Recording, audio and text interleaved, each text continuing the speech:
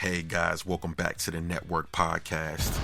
And I'm going back in today. I got some crazy information, some more of this Diddy information. He has been sentenced to 4 years. This is the aftermath. I'm on part 3 with this, and the industry reacts. What's up, Pack Gang? It's your boy Stack Pack, and I'm back on the Network Podcast, powered by the Gender War Studios. He said, she said, the Spill Room, and above. This is your go-to for viral news, culture, and the real talk. We're back with part 3 of the Diddy saga. Trust me, it's getting deeper by the day. So if you've been following along, then you already know that Diddy's official sentence is 4 years in prison. And the industry reactions are hot, and they coming in. Celebrities, producers, and even old bad boy associates are now speaking out. Some say justice has been served. Others are saying this is bigger than what the media is showing.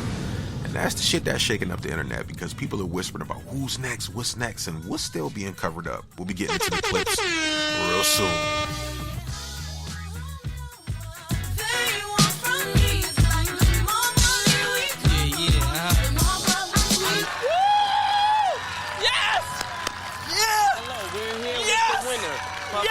He have just won the Bad Boy Golf Tournament. How do you feel about winning this PGA? Oh, man, well, I was having some trouble on the 17th hole. But my man B.I. from up above came down, talked to me, told me to cool out. I did it. I guess this mean more money, more problems. Yeah, I guess so. More money, more problems. It's just the way it is. Hey, we're coming back to you, Billy. I love you, I know you rather see me die than see me fly. I call all the shots, rip all the spots, rock all the rocks, cop all the drops. I know you thinking now when all the balls stop. Thinking every home got to call me on the yacht. 10 years from now. Now, you know this is about to be a crazy episode. Shout out to everyone that's been supporting the network, coming in, helping us grow. We're going to get into crazy viral clips, and I want to see what's going on in this Diddy case, man, because I want to know, and I want to break it down on the network. We got plenty to come in. Let's go. It's closed now, and the judge just gave Diddy his answer. It is 50 months, 4 years, 2 months for Sean P. Diddy Combs. I'm Justin Carter, right outside the courthouse in Lower Manhattan. This is a TSR Investigate special report, Trial Watch. Justin, how you feeling? How you guys feeling? You can see there Diddy's son, Justin Combs, and his siblings. They had little to say as they left court on Friday. His mother, Janice Combs, though, did wave to the crowd. It was an emotional day. 6 of the Combs kids addressing the judge. All 3 of his daughters broke down in tears, pleading for their father. Delilah Combs saying that she feared losing her father after the death of her mother, Kim Porter. She said, quote, "Give our family a chance to heal together, to rebuild, to change, to move forward." Not as a headline, but as human beings. The Shade Room, we were also in court. There were people crying with her.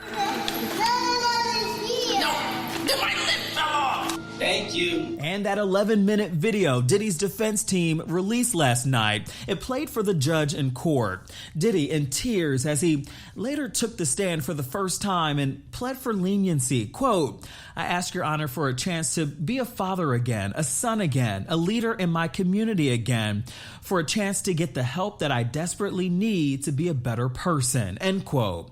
He apologized to the people he says that he hurt, including Cassie Ventura and Jane, saying that he was sick because of the drugs, and his disgusting and shameful actions was a burden he would carry for the rest of his life. Judge Aaron Submaranian, though, while praising his role as a father, a mogul, and philanthropist, said that his decision was based on the full picture, and he considered Diddy's long history of abuse, coercion, and violence towards the victims. Quote, "Why did it happen so long? Because you had the power and the resources to keep it going, and because you weren't caught." End quote.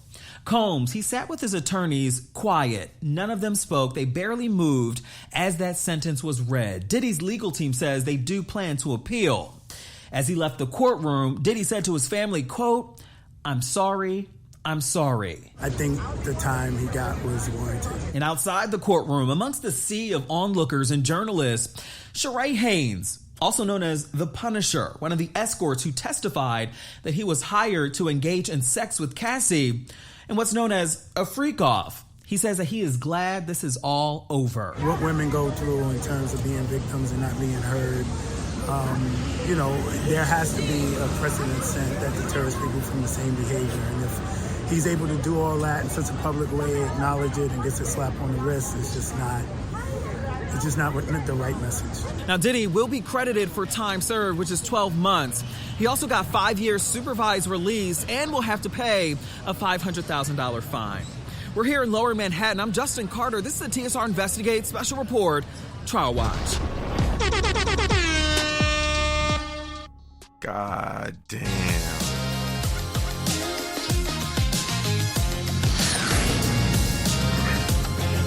Let's get back into this shit, man. Let's talk about the emotion surrounding this shit. Let's talk about everything that's surrounding this shit. This is one of the biggest names in hip-hop, biggest moves mogul, entrepreneur icon, but now the narrative is flipping. Old interviews, old clips, even old footage, and old celebrities coming back and said they felt the weird energy too around him. And it's all resurfacing. It's all resurfacing ASAP. The internet is not letting up on this shit. And it's the real question I gotta ask Pat Gang with fam. Money, ego, mixed like this, does accountability ever come clean? Because part of me feels like this is only the beginning of something that has to be bigger and exposed. And we're hearing talks about revoked deals, brand distancing, former artists are now telling stories they've been silenced for years. And it's crazy to think this man once had us saying can't stop, won't stop. But right now, it looks like the system finally stopped. And this right here is one of them culture viral moments where hip hop meets reality, and you can't buy your way out of the truth forever. This is Stack Pack, the General. And you already know this is one was powered by the Gender War Studios, the He Said, She Said, the Spill Room. And I'm still bringing you the realest updates from the case. Welcome back to the Network Podcast. Stay tuned, because we covered everything on part 4, and this story keeps unfolding. We'll be back in soon. See at all events bent, gats and holsters, girls on shoulders. I told you, give mics to me, lose too much, I lose too much. Step on stage, girls too much. I guess